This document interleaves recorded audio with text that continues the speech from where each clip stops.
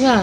हाथी राजा कहाँ चले, सूली लाकर कहाँ चले, मेरे घर भी आओ ना, हलवा पूरी खाओ ना, आओ बैठो कुर्सी पर, कुर्सी बोली चटर पटर। चटर पटर क्या होता है? चटर पटर। चटर पटर आपको अच्छा लगता है? कुर्सी टूटती है तो फिर चटर पटर की आवाज आती है। हाँ। चलो जी। जब चटर पटर की आवाज है मजा आता है।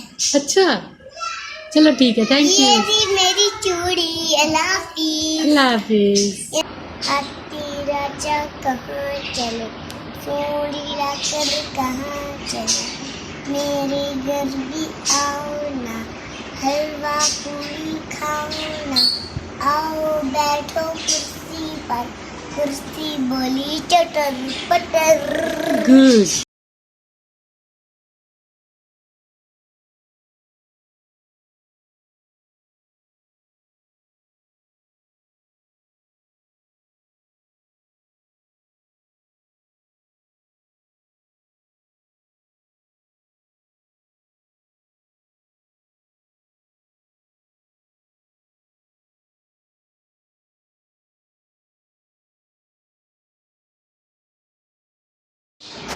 हाथी राजा कहाँ चले, सूली लाकर कहाँ चले, मेरे घर भी आओ ना, हलवा पूरी खाओ ना, आओ बैठो कुर्सी पर, कुर्सी बोली चटर पटर। गुड। लेकिन आपकी आवाज बहुत कम थी, अच्छा बात सुनो। ऊंची आवाज।